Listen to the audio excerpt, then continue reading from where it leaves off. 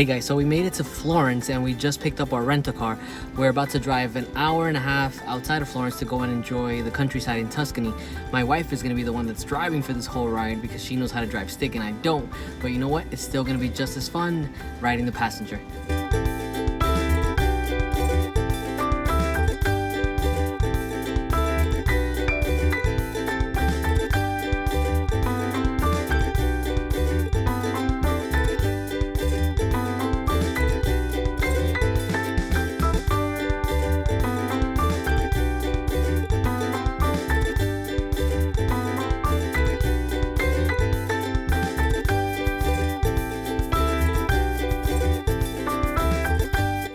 So for our first stop on our tour of Tuscany, we went to a little town called Rapolano Terme and stayed at an Airbnb on a working horse farm called Capannacce and stayed in the Torsella loft. Diego and I could not recommend this place more.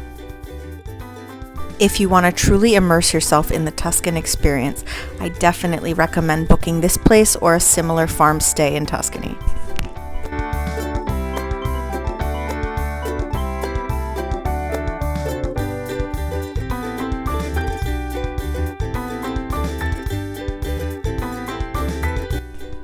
Our hosts, Paolo and Teo, were amazing.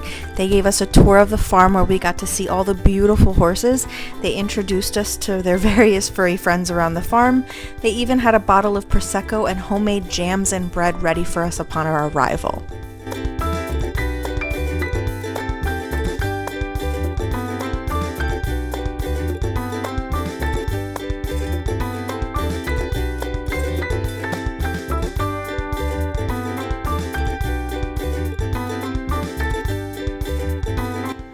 Hey guys, so today we're going to be exploring wine country in Tuscany. The first spot we hit up is Felsina. It was a wonderful spot, very rich and flavorful wines, earthy. We didn't get a bottle because we're going to go explore some more, so let's head out. Our next stop on the tour was the Castello Di Brolio. Brolio Castle has been the property of Ricasoli family since 1141. The castle was built around 1000 AD and was owned by the monks of Badia Fiorentina. The castle was involved in bitter rivalries between Florence and Siena. At the end of the 12th century, Florence conquered southern Chianti from Siena, which included Brolio. Due to its strategic location overlooking Siena, the castle and its surrounding grounds was constantly involved in many battles. It wasn't until 1555, when the Medicis united the cities of Tuscany, that Brolio's violent past was finally over. Most notable of the Ricasoli family was Bettino Ricasoli, a politician, wine entrepreneur, and the inventor of the Chianti formula that we know today as the Chianti Classico, produced with mostly Sangiovese grapes. One of the perks of visiting this castle is getting the chance to explore the winery at the end of the hill and tasting the Chianti Classico still made with the original formula. Next up on the rolling hills of Tuscany is Meccine Winery, a formerly family-owned winery that was taken over by a woman who hails from Canada. We spent the afternoon tasting delicious Chiantis as she told us her life story and explained the winemaking process at this small little vineyard. What an experience. As we continued our drive into Montepulciano, we stumbled into Cannetto Winery. We enjoyed the wine tasting with the gorgeous views of Montepulciano. The last stop was Diego and I's favorite, a true landmark of Montepulciano. Cantina Gattavecchi is a family-owned and operated establishment. The owner truly goes the extra mile to help you appreciate the love and effort that goes into making their Chiantis. It will feel like a home away from home. Hey guys, we are here in Montepulciano, which is a town in southern Tuscany.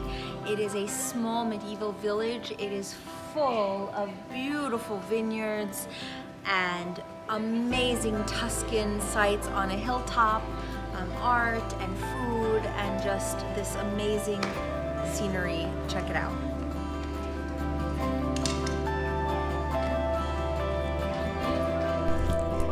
You can't leave Tuscany without learning some secrets of Tuscan cooking. Luckily, Diego surprised me with a cooking class in a private Tuscan villa.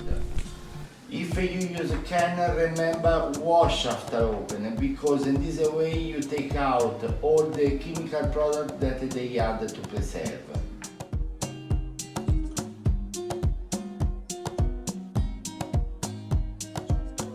4 months. After 30 months, yes. After 30 months, the Parmesan lost the humidity, take out the salt.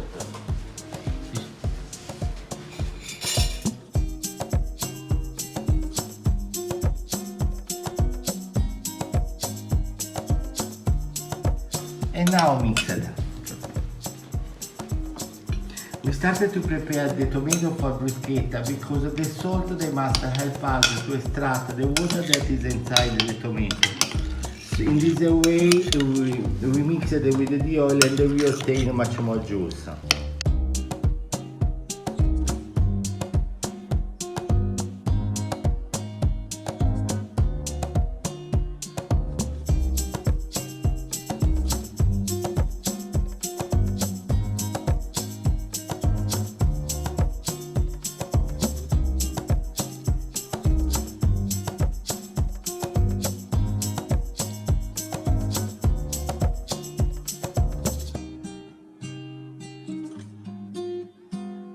Hope you guys enjoyed our video on Tuscany. Don't forget to hit the like and subscribe. See you on the next one.